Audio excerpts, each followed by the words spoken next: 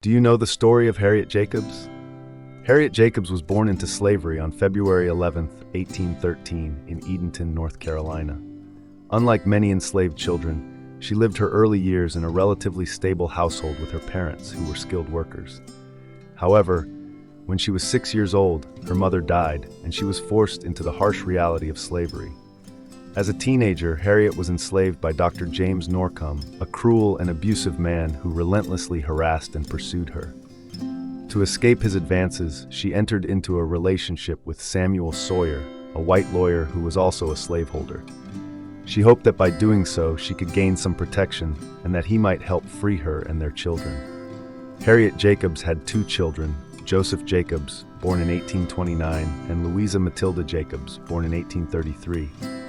Even though their father, Samuel Sawyer, was a wealthy white man, the children were still legally enslaved. Fearing that her children would be taken from her, Harriet made a desperate decision. She hid in the swamps to evade capture. During this period, she faced harsh and terrifying conditions: thick mud, biting insects, and the constant threat of snakes slithering around her hiding places. She later recalled the fear of venomous water moccasins, which lurked in the marshy waters. Despite the dangers, she preferred the wild uncertainty of the swamps over the cruel grasp of her enslaver. Eventually, she found refuge in a tiny attic crawlspace, where she endured even more suffering. She hid in a tiny crawlspace in her grandmother's attic. The space was only about 9 feet long, 7 feet wide, and 3 feet high, barely allowing her to move. For 7 long years, from 1835 to 1842, she remained hidden, watching her children grow from a small peephole and waiting for an opportunity to escape. While Harriet Jacobs was hiding in her grandmother's attic for 7 years, her 2 children, Joseph and Louisa, lived nearby but were still enslaved. At first, they stayed with Harriet's grandmother, Molly Horniblow, a free black woman who did her best to protect them. However, their enslaver, Dr. Norcom, eventually sent them to a plantation, likely as a way to lure Harriet out of hiding. Fearing for their safety, abolitionist allies arranged for them to be secretly sent to their father, Samuel Sawyer, who had promised to free them.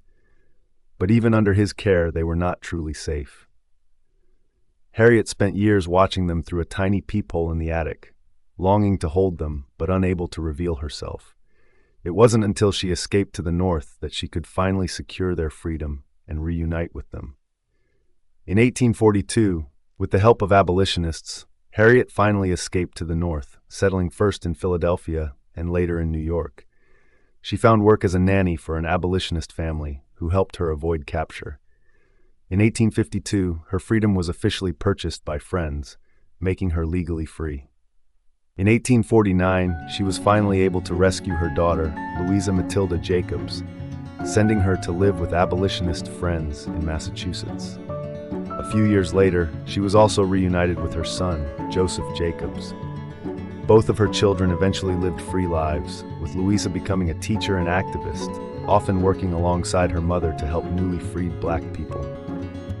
Harriet's reunion with her children was one of the happiest moments in her life, as she had endured 7 years in hiding to protect them. Harriet Jacobs wanted the world to understand the horrors enslaved women faced, so she wrote her autobiography, Incidents in the Life of a Slave Girl, published in 1861. It was one of the first slave narratives written by a woman and focused on the unique struggles of enslaved mothers. During the Civil War, Harriet worked to help newly freed black people by organizing relief efforts and education programs. She later moved to Washington, D.C., where she continued her activism. Harriet Jacobs passed away on March 7, 1897. Her courage, resilience, and dedication to freedom left a lasting impact on history. Her story remains one of the most powerful accounts of slavery and a testament to a mother's love and determination to protect her children at all costs. If you enjoyed this video, please like, share, and subscribe. Thank you for watching.